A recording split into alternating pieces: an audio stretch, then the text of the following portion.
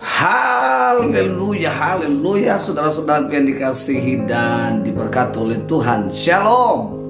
Saya percaya bahwa kita semua dalam keadaan sehat. Saya percaya bahwa kita semua dalam perlindungan Tuhan. Dan saya percaya bahwa tahun 2024 adalah tahun keajaiban bagi kita, tahun berkat bagi kita, tahun pertolongan bagi kita, tahun mujizat bagi kita. Nah, hari ini firman Tuhan yang ingin saya sampaikan kepada kita adalah di dalam Roma pasal 8 ayat 18. Demikian kata firman Tuhan, sebab aku yakin bahwa penderitaan zaman sekarang ini tidak dapat dibandingkan dengan kemuliaan yang akan dinyatakan kepada kita. Sekali lagi, sebab aku yakin bahwa penderitaan zaman sekarang ini tidak dapat dibandingkan dengan kemuliaan yang akan dinyatakan kepada kita. Saudara-saudaraku yang dikasihi dan diberkati oleh Tuhan, firman Tuhan yang telah kita baca ini sangat jelas bahwa sebagai orang percaya kita harus punya iman di balik penderitaan. Ada kemuliaan. Di balik penderitaan ada kemenangan. Di balik penderitaan ada mujizat. Jadi saudara-saudaraku yang dikasihi dan diberkati oleh Tuhan, cara pandang orang percaya tentang penderitaan bukanlah suatu hukuman, bukanlah suatu penyerangan, bukanlah suatu serangan dari setan. Tetapi penderitaan bagi orang percaya adalah suatu proses untuk kita bisa mengalami kemuliaan Tuhan. Ada begitu banyak tokoh-tokoh Alkitab yang mengalami penderitaan. Kita bicara Abraham. Abraham 25 tahun mengalami sebuah proses Tuhan yang luar biasa. Tetapi pada akhirnya Abraham mengalami yang namanya kemuliaan Tuhan. Apa itu kemuliaan Tuhan?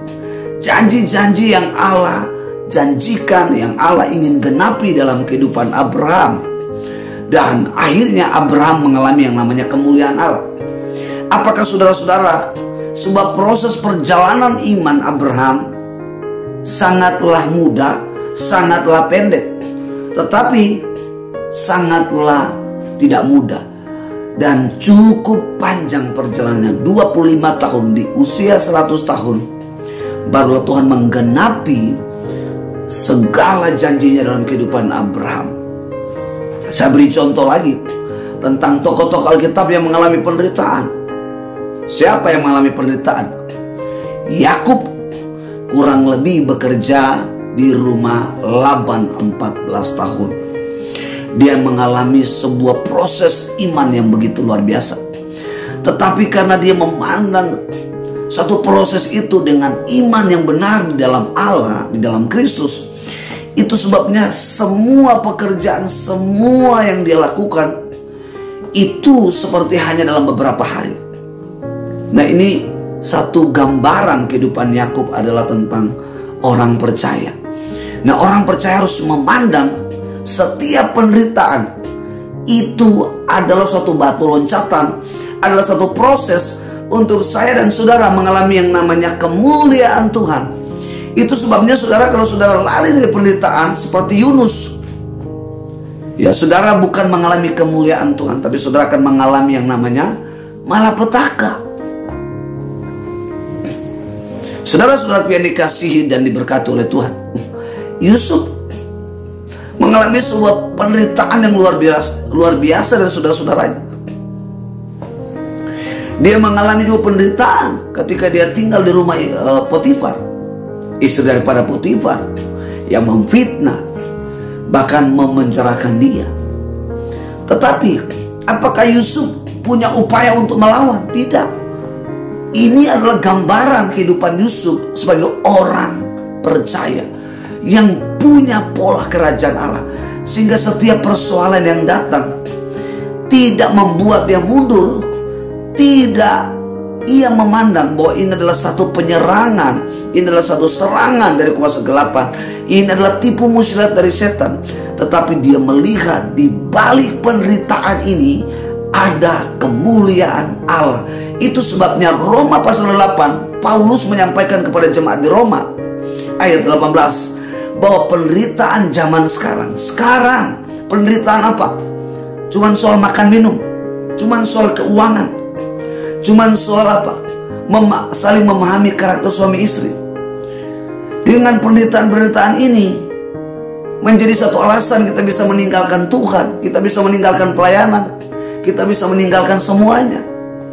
Ingat, firman Tuhan ini jelas jaminan atau sesuatu yang terjadi di balik penderitaan itu, yaitu kemuliaan. Dan kemuliaan Allah tidak dapat dibandingkan dengan penderitaan yang kita alami saat ini.